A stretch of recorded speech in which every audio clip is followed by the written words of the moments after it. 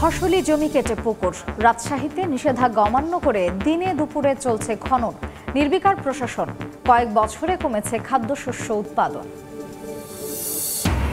কুয়েটের আন্দোলনের ঢেউ রয়েছে। খুলনা প্রকৌশলের ভিসির পদত্যাগ দাবিতে রাজশাহী বিশ্ববিদ্যালয়েও বিক্ষোভ, আমরণ অনশনের শিক্ষার্থীরা। ইউরোপ মধ্যপ্রাচ্যের পর এবার চীনের বাজারে যাচ্ছে দেশের আম। ন্যায্য মূল্য নিশ্চিতে সরাসরি বাগান থেকে রফতানির দাবি, সহযোগিতার আশ্বাস প্রশাসনের। এবং নওগাঁয় বোরো মৌসুমের ধান কাটা শুরু, বাম্পার ফলনে খুশি কৃষক। প্রাকৃতিক দুর্যোগ এড়াতে ৮০% পাকলেই কেটে ফেলার পরামর্শ কৃষি বিভাগের।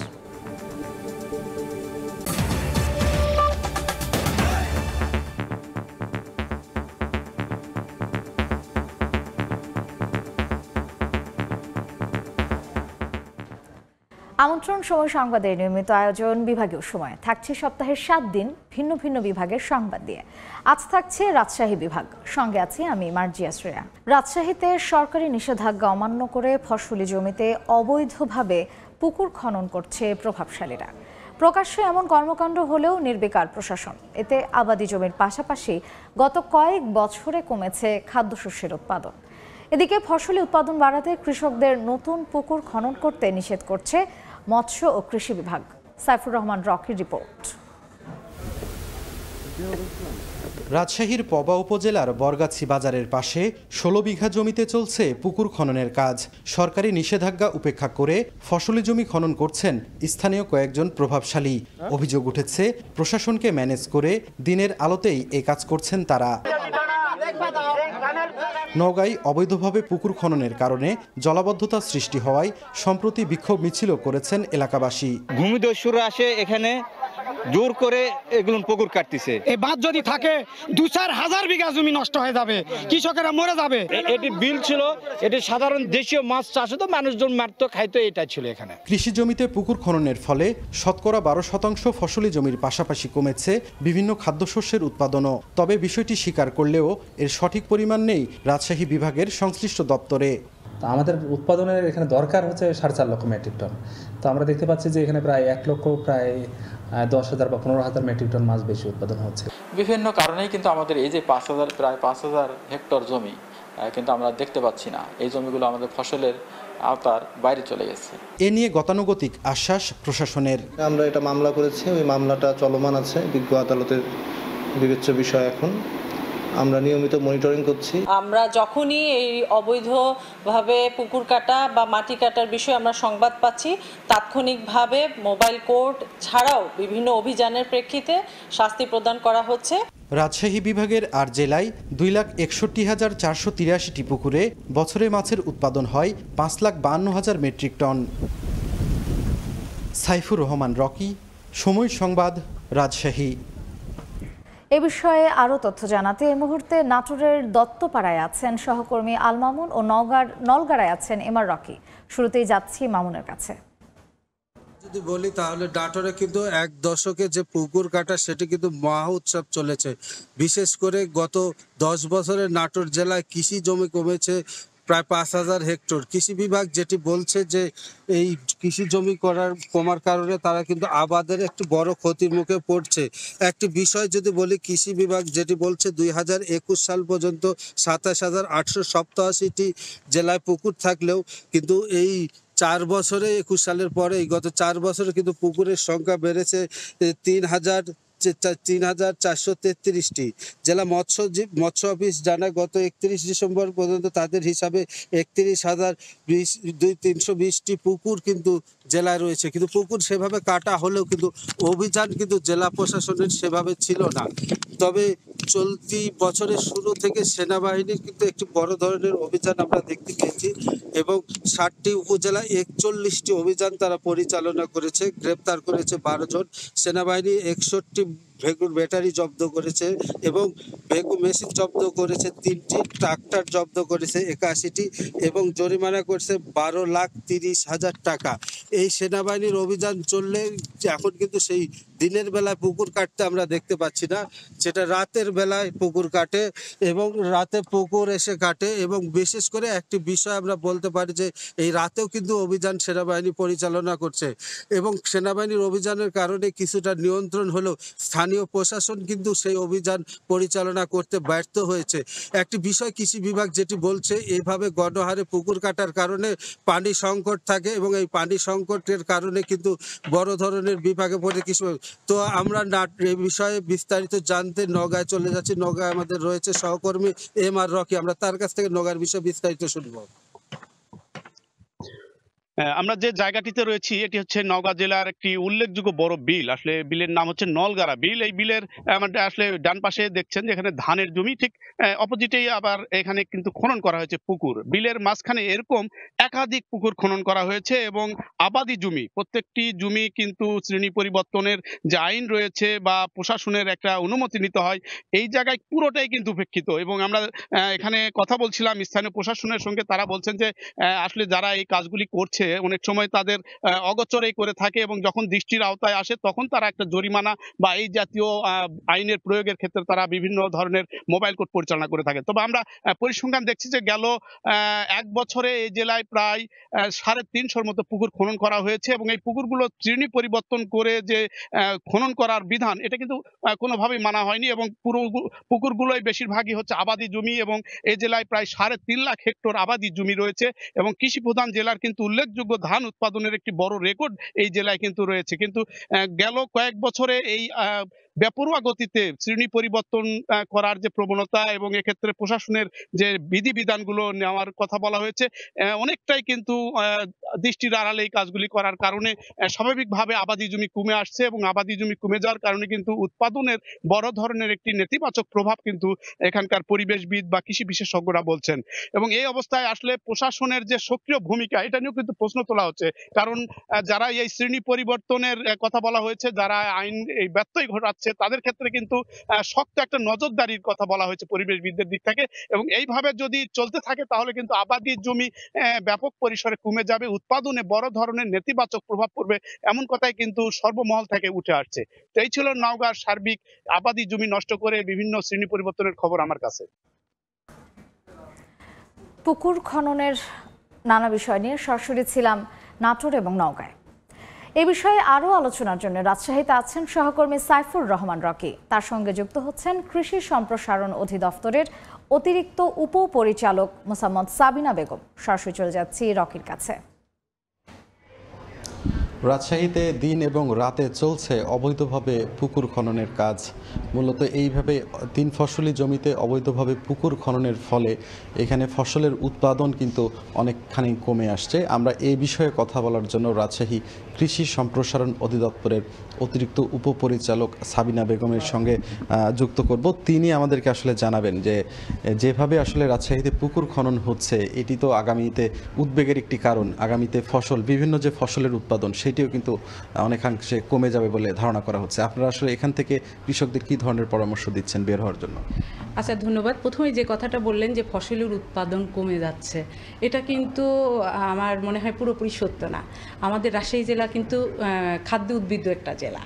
আমাদের ধানে আমরা স্বয়ংসম্পূর্ণ, আমরা বিভিন্ন ফসলেই আমরা হলো পরিপূর্ণ। সেক্ষেত্রে আমাদের কাছে এই ধরনের কোনো নাই যে আমাদের খাদ্য উৎপাদন কমে যাচ্ছে, প্রথমত এই কথা।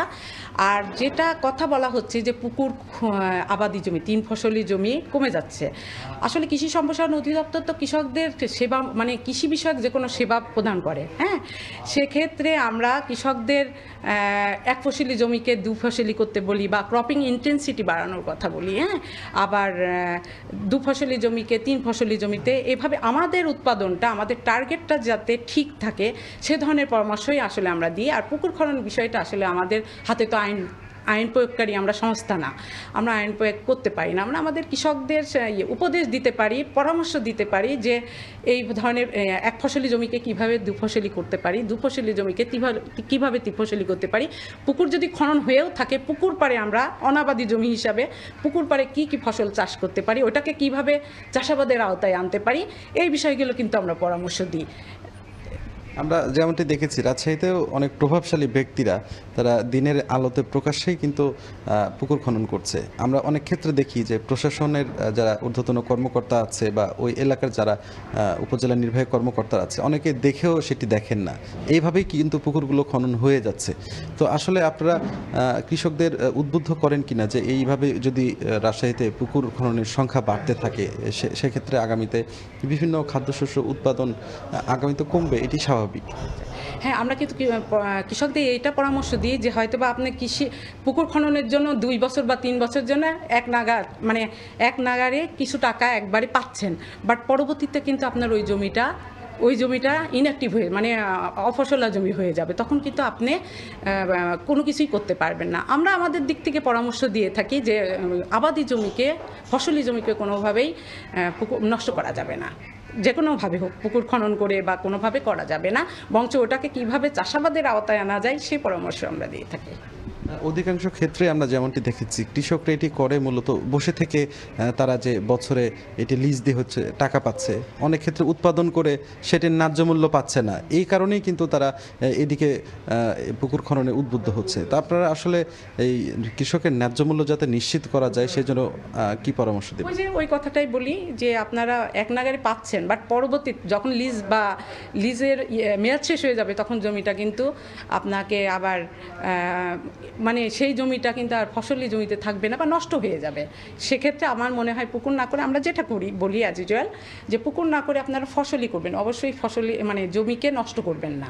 এক নাগারে পাচ্ছেন কিন্তু সেই টাকাও কিন্তু একবারেই শেষ হয়ে যাচ্ছে, এক নাগারে পেলে টাকাটাও তাড়াতাড়ি নষ্ট হয়ে যাচ্ছে আর জমিটাও আপনার নষ্ট হবে। সেক্ষেত্রে আমাদের দিক থেকে পরামর্শ থাকে যে জমিকে কখনোই নষ্ট করা যাবে না, পুকুর খনন করা যাবে না। তারপরে কেন বন্ধ হচ্ছে? সেটা তো বললাম, আমরা তো আইন প্রয়োগকারী সংস্থা না। অবশ্য আমাদের যতটুকু আমরা জানি এ ব্যাপারে প্রশাসন খুবই অ্যাক্টিভ, প্রশাসনের নজরের বাইরে যদি করে ওনারা এ ব্যাপারে বেশ কঠোর পদক্ষেপ নিয়ে থাকেন, বন্ধ করেন। মাঝে মধ্যে তো সংবাদে দেখি যে প্রশাসন এই ব্যাপারে খুব তৎপর আর কি। ধন্যবাদ আমাদের সঙ্গে এতক্ষণ যুক্ত থাকার জন্য। আপনারা শুনছিলেন যে আসলে এই যে পুকুর খনন যে বন্ধে আসলে তারা কৃষকদের নানা ধরনের পরামর্শ দিয়ে থাকেন। এ ধরনের পরামর্শ পেয়ে কৃষক কিন্তু উদ্বুদ্ধ হয়ে অনেক ক্ষেত্রে এই পুকুর খনন থেকে সরে আসেন। তো এই ছিল আমার কাছে রাজশাহী থেকে সর্বশেষ। সরাসরি ছিলাম রাজশাহীতে। বিভাগীয় সময়ে আরও থাকছে। নাটোর পৌরসভায় যত্রতত্র আবর্জনা, টানা 1 সপ্তাহ পর্যন্ত করা হয় না ময়লা অপসারণ, ছড়াচ্ছে জীবাণু, দুর্গন্ধে অতিষ্ঠ শহরবাসী, ব্যবস্থা নেওয়ার আশ্বাস। একমাত্র আরএফএল ক্লাস পাইপ নিশ্চিত করে প্রতি ইঞ্চিতে সঠিক থিকনেস ও সঠিক মাপ। পাইপের বস, না কিনলে লস। কুয়েটের আন্দোলনের সঙ্গে সংহতি জানিয়ে বিক্ষোভ মিছিল করেছেন রাজশাহী প্রকৌশল বিশ্ববিদ্যালয়ের শিক্ষার্থীরা। সকালে রুয়েটের কেন্দ্রীয় গ্রন্থাগারের সামনে থেকে বিক্ষোভ মিছিল নিয়ে পুরো ক্যাম্পাস প্রদক্ষিণ করে আগের স্থানে গিয়ে শেষ হয়। কুয়েটে ছাত্রদের উপর হামলায় জড়িতদের আইনের আওতায় আনার দাবি জানান শিক্ষার্থীরা। এদিকে একই দাবিতে আমরণ অনশন শুরু করেছেন রাজশাহী বিশ্ববিদ্যালয়ের শিক্ষার্থীরা। বেলা 11টায় প্রশাসনিক ভবনের প্রধান ফটকের সামনে অবস্থান নিয়ে বেশ কয়েকজন শিক্ষার্থী অনশন শুরু করেন। বিসি মাসুদের পদত্যাগের প্রতি সংহতি জানিয়ে আজকে আমরা বিক্ষোভ মিছিল এবং মানববন্ধনের অনুষ্ঠান আয়োজন করেছি। আমরা আরও কঠোর কর্মসূচিতে যাব যতক্ষণ না পর্যন্ত কুয়েট ভিসি মাসুদের পদত্যাগ না হয়। অধিকাংশ শিক্ষার্থী, কেন শতভাগ শিক্ষার্থী, সারা দেশের সচেতন শিক্ষার্থী সমাজই তার পদত্যাগ চাচ্ছে। কুয়েটের ভিসি যেহেতু ছাত্র বান্ধব না, যতক্ষণ না উনি পদত্যাগ করবেন ততক্ষণ আমরা যারা এখানে বসেছি কেউই উঠব না। রাজশাহী বিশ্ববিদ্যালয়ের শিক্ষার্থীদের কর্মসূচি নিয়ে আরও তথ্য জানাতে এই মুহূর্তে রাজশাহী বিশ্ববিদ্যালয়ে আছেন সহকর্মী মওদুদ রানা। সরাসরি চলে যাচ্ছি তার কাছে। এক দফা আন্দোলন এবং তাদের যে দাবি, খুলনা বিশ্ববিদ্যালয়ের উপাচার্য অধ্যাপক মাসুদের যে পদত্যাগ, সেই একই দাবিতে আন্দোলনরত রাজশাহী প্রকৌশল ও প্রযুক্তি বিশ্ববিদ্যালয় রুয়েট এবং রাজশাহী বিশ্ববিদ্যালয়। আমি এখন রয়েছি রাজশাহী বিশ্ববিদ্যালয়ের প্রশাসনিক ভবনের সামনে। এই প্রশাসনিক ভবনের সামনের গেটে অনশন করছেন রাজশাহী বিশ্ববিদ্যালয়ের শিক্ষার্থীরা। তারা বেলা 11টা থেকে অনশন শুরু করেন এবং এখন পর্যন্ত বিশ্ববিদ্যালয়ের যে প্রধান ফটক রয়েছেন তারা সেখানেই অবস্থান করছেন।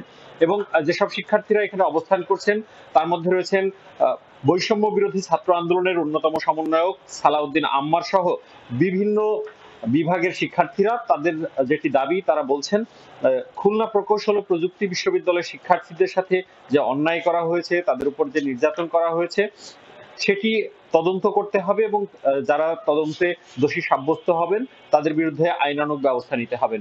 অন্যদিকে খুলনা প্রকৌশল ও প্রযুক্তি বিশ্ববিদ্যালয়ের যিনি উপাচার্য রয়েছেন তার পদত্যাগ আজকের মধ্যে নিশ্চিত করতে হবে এবং আজকের মধ্যে যদি তিনি পদত্যাগ না করেন তাহলে যারা এই অনশন কর্মসূচিতে রয়েছেন তারা যে প্রধান সড়ক রয়েছে রাজশাহী নাটোর মহাসড়ক, সেই সড়কে তারা অবস্থান করবেন এবং তারা বলছেন যে উপাচার্যের পদত্যাগ ছাড়া তারা কোনোভাবেই এই অনশন ভাঙবেন না। আর আপনাকে জানিয়ে রাখি, এর আগে বেলা 11টার দিকে রুয়েটের শিক্ষার্থীরা তারা একই দাবিতে একটি বিক্ষোভ মিছিল, সমাবেশ এবং মানববন্ধন করেছেন এবং সেই মানববন্ধনে তারাও বলেছেন যদি আজকের মধ্যে কুয়েটের যিনি উপাচার্য রয়েছেন মাসুদ, তিনি যদি পদত্যাগ না করেন তাহলে তারা নতুন কর্মসূচি দিবেন। এবং সেই শিক্ষার্থীরাও বারবার বলছেন যে কুয়েটের সাধারণ শিক্ষার্থীদের সাথে যে অন্যায় হয়েছে সেটি তদন্ত করতে হবে এবং সেই তদন্ত শেষে দ্রুত আসলে ব্যবস্থা নিতে হবে। আমরা এখানকার যারা রাজশাহী বিশ্ববিদ্যালয়ের প্রশাসনের কর্মকর্তারা রয়েছেন তাদের সাথেও কথা বলেছি। তারা বলছেন যে শিক্ষার্থীদের এই দাবি যৌক্তিক এবং তারা সে কারণে কোনো ধরনের পদক্ষেপ নেবেন না এবং তারা বলছেন যে সরকার এর একটি সুষ্ঠু প্রক্রিয়ায় শেষ করবেন। এই ছিল রাজশাহী থেকে আমার কাছে সর্বশেষ। শিক্ষার্থীদের অনশনের খবর জানতে সরাসরি ছিলাম রাজশাহী বিশ্ববিদ্যালয়ে। ইউরোপ ও মধ্যপ্রাচ্যের পর চীনের বাজারে প্রথমবারের মতো সম্ভাবনা দেখা দিয়েছে দেশের আম রফতানির। এতে খুশি চাঁপাইনবাবগঞ্জের আম রফতানিকারক, বাগান মালিক ও উদ্যোক্তারা। আর রফতানির বাধাগুলো চিহ্নিত করে তা নিরসনে কাজ চলছে বলে জানায় কৃষি বিভাগ। গত কয়েক বছর ধরে চাঁপাইনবাবগঞ্জ থেকে ইউরোপ ও মধ্যপ্রাচ্যে আম রফতানি হয়। এবছর চীনের বাজারে দেশের আম রফতানির সম্ভাবনা তৈরি হয়েছে। গত সপ্তাহে জেলার কয়েকটি আমবাগান এবং আম গ্রেডিং, শর্টিং, শোধন কেন্দ্র পরিদর্শন করেন চীন আমদানিকারকদের প্রতিনিধি। পরিদর্শন শেষে তিনি আম আমদানির আগ্রহ প্রকাশ করেন। এতে খুশি বাগান মালিক ও উদ্যোক্তারা। তারা বলছেন, কোনো রকম মাধ্যম ছাড়া সরাসরি বাগান থেকে চীনে আম রফতানি করতে পারলে নিশ্চিত হবে ন্যায্য মূল্য। আমাদের দেশ থেকে চীন আম নিতে যাচ্ছে বা আগ্রহ প্রকাশ করেছে, এটা যে আমাদের জন্য যারা আম উদ্যোক্তা আছে আমাদের জন্য চরম এটা খুশির খবর। তারা আসলে মূলত ফিজিবিলিটি বুঝতে আসছিলেন যে আমাদের ক্যাপাসিটি কেমন, আমার প্রোডাক্ট কোন কোয়ালিটির, এগুলো বুঝতে গেছে। তারা সন্তুষ্ট প্রকাশ করেছেন। আমরা যদি বিদেশ চীন আম রপ্তানি করতে পারি ন্যায্য মূল্যটা পাবো। রপ্তানির পরিমাণ বাড়াতে সর্বাত্মক উদ্যোগ নেওয়ার আশ্বাস কৃষি বিভাগের। সকল কৃষকদের সাথে আমরা নিবিড়ভাবে যোগাযোগ করতেছি। তো আম রপ্তানি করার ক্ষেত্রে এখন পর্যন্ত আমাদের কোনো প্রতিবন্ধকতা নেই। রপ্তানির ক্ষেত্রে যে সমস্ত বাধা বিঘ্ন আছে সেগুলো দূর করে যাতে আমরা রপ্তানির পরিমাণ বৃদ্ধি করতে পারি সেজন্য আমরা নিরলসভাবে কাজ করে যাচ্ছি। কৃষি বিভাগের তথ্য মতে চলতি মৌসুমে জেলায় ৩৭,৫০৪ হেক্টর জমির আমবাগান থেকে ৩,৮৬,০০০ মেট্রিক টন উৎপাদন লক্ষ্যমাত্রা নির্ধারণ করা হয়েছে। সময় সংবাদ, চাঁপাইনবাবগঞ্জ। যত্রতত্র আবর্জনা ফেলা হচ্ছে নাটোর পৌরসভায়। পৌরবাসীর অভিযোগ, মূল সড়কে ফেলা বর্জ্য মাঝে মাঝে অপসারণ করা হলেও বিভিন্ন অলিগলির আবর্জনা টানা ১ সপ্তাহ পর্যন্ত অপসারণ করে না পৌরসভা কর্তৃপক্ষ। এতে দুর্গন্ধের পাশাপাশি ছড়াচ্ছে জীবাণু। অভিযোগ করা হলেও মিলছে না প্রতিকার। তবে শিগগিরই সমাধানের আশ্বাস কর্তৃপক্ষের। সড়কের পাশে উন্মুক্ত স্থানে ফেলা হয়েছে আবর্জনা। দুর্গন্ধের কারণে নাক চেপে সড়কে হাঁটছেন পথচারীরা। নাটোর পৌরসভার বেশিরভাগ এলাকায় যত্রতত্র ফেলা হচ্ছে আবর্জনা। পৌরবাসীর অভিযোগ, মূল সড়কে ফেলা বর্জ্য মাঝে মাঝে অপসারণ করা হলেও বিভিন্ন অলিগলির আবর্জনা ১ সপ্তাহ পর্যন্ত অপসারণ করে না পৌরসভা কর্তৃপক্ষ। এতে দুর্গন্ধের পাশাপাশি ছড়াচ্ছে নানা জীবাণু। এ নিয়ে অভিযোগ করা হলেও মিলছে না কোনো প্রতিকার। প্রত্যেক রাইতে তুলে নেওয়ার কথা, এই ময়লা সপ্তাহে তুলে না 15 দিনেও তুলে না। বাতাসে দুর্গন্ধ মনে করেন ছড়ায় অত্যন্ত। আমাদের যাতায়াতের অনেক কষ্ট হয়, আশপাশে দোকানপাট আছে, এদেরও অনেক কষ্ট হয়। দুর্গন্ধ, নাক ধরে যাওয়া লাগে, সুপার কোয়ালিটির মতো। এদিক দিয়ে দুর্গন্ধ ছড়ায় অতিরিক্ত, চলাফেরা করা খুব কষ্ট হয়। তবে শিগগিরই সমাধানের আশ্বাস পৌর কর্তৃপক্ষের। 4টা গাড়ির মাধ্যমে গার্বেজ ট্রাকের মাধ্যমে আমরা ময়লাগুলো অপসারণ করি। একটা গাড়ি গত 10 দিন ধরে নষ্ট হয়ে আছে, যার ফলে কিছুটা প্রবলেম হয়েছে। আমরা চেষ্টা করছি প্রত্যেক ওয়ার্ডে একটা কমিটি করছি, প্রত্যেক ওয়ার্ডে ময়লা আবর্জনা দেখভালের জন্য। ইনশাল্লাহ 2-1 দিনের মধ্যে এই সমস্যাগুলো সমাধান হয়ে যাবে। পৌর কর্তৃপক্ষের তথ্য মতে নাটোর শহরে স্থায়ী অস্থায়ী ডাস্টবিন থেকে আবর্জনা অপসারণের জন্য 4টি ট্রাক রয়েছে। প্রতি মাসে এ খাতে পৌরসভার খরচ প্রায় 4 লাখ টাকা। সময় সংবাদ, নাটোর। আলু সহ অন্যান্য ফসল সংরক্ষণে বগুড়ায় 67টি অহিমায়িত মডেল ঘর নির্মাণ করেছে কৃষি বিপণন বিভাগ। কোনো রকম বিদ্যুৎ সংযোগ ছাড়াই এসব ঘরে সর্বোচ্চ 6 মাস পর্যন্ত 35 মেট্রিক টন ফসল সংরক্ষণ করা যায়। এতে সময় ও অর্থ সাশ্রয় হচ্ছে বলে জানান কৃষক। কৃষি বিভাগ বলছে অহিমায়িত মডেল ঘর নির্মাণের সমবায় বিপণন বৃদ্ধি পাচ্ছে কৃষকদের মাঝে। শাহাদুল ইসলামের ছবিতে আব্দুল আউয়ালের রিপোর্ট। ছোট কুড়ে করে বস্তায় বস্তায় মজুত করা হয়েছে আলু। নাম দেওয়া হয়েছে অহিমায়িত মডেল ঘর। কোন রকম বিদ্যুৎ সংযোগ ছাড়াই এ ঘরে মাসের পর মাস ফসল সংরক্ষণ করা যায়। বগুড়ায় এবছর 13 লাখ মেট্রিক টন আলু উৎপাদন হয়েছে। জেলার চাহিদা 3 লাখ মেট্রিক টন মিটিয়ে 42টি হিমাগারে সংরক্ষণ করা যায় মাত্র 4 লাখ মেট্রিক টন। এ কারণে অনেকে বাধ্য হয়ে দ্রুত আলু বিক্রি করায় ন্যায্য মূল্য থেকে বঞ্চিত হন। সংকট সমাধানে এবছর জেলায় 67টি অহিমায়িত মডেল ঘর নির্মাণ করে দিয়েছে কৃষি বিপণন বিভাগ। 1,500 কৃষক প্রায় 2200 মেট্রিক টন আলু বিনা খরচে এসব ঘরে সংরক্ষণ করেছেন। প্রতিটি মডেল ঘরে 35 মেট্রিক টন করে আলু সংরক্ষণ করা যাবে 3 থেকে 4 মাস। আবহাওয়া ভালো থাকলে সর্বোচ্চ 6 মাস পর্যন্ত রাখা যাবে। এতে সময় ও অর্থ সাশ্রয় হচ্ছে বলে জানান কৃষক। বাজারে বিক্রি করে যখন তখন পাচ্ছি, আমরা স্টোরে রাখলে 8 টাকা কেজি ভাড়া দিতে হয়। যে মডেল ঘরটি দেওয়া হয়েছে এখানে, এই ঘর দেওয়াতে আমাদের আলু রাখার জন্য খুবই সুবিধে। আলু উত্তোলন থেকে 5-6 মাস এখানে রাখতে পারবি এবং তারা ন্যায্য মূল্য পাবে। কৃষি বিভাগ বলছে অহিমায়িত মডেল ঘর নির্মাণে সমবায় বিপণন বৃদ্ধি পাচ্ছে কৃষকদের মাঝে। কোল্ড স্টোরেজে যেমন তাকে আগে আলু ঢোকানোর আগে প্রি কুলিং করতে হয়, আবার বের করার পরেও শেডে রাখতে হয়, এখানে তার কিছুই করতে হচ্ছে না। সেই ইচ্ছা হলে তার ঘর থেকে আলু নিয়ে বিক্রি করতে পারছে। বগুড়ায় অহিমায়িত মডেল ঘর নির্মাণে বাঁশ, কাঠ, ঢিউটিন, সিমেন্টের পিলার ও তাপ শোষণে ককশিট ব্যবহার করা হয়েছে। প্রতিটি ঘর নির্মাণে ব্যয় হয়েছে 2.5 লাখ টাকা। আব্দুল আউয়াল, সময় সংবাদ, বগুড়া। বিভাগীয় সময়ের শীর্ষ সংবাদগুলো জানিয়ে দিচ্ছি আরও একবার। ফসলি জমি কেটে পুকুর, রাজশাহীতে নিষেধাজ্ঞা অমান্য করে দিনে দুপুরে চলছে খনন, নির্বিকার প্রশাসন। কয়েক বছরে কমেছে খাদ্যশস্য উৎপাদন। কুয়েটের আন্দোলনের ঢেউ রয়েছে। খুলনা প্রকৌশলের ভিসির পদত্যাগ দাবিতে রাজশাহী বিশ্ববিদ্যালয়েও বিক্ষোভ, আমরণ অনশনের শিক্ষার্থীরা।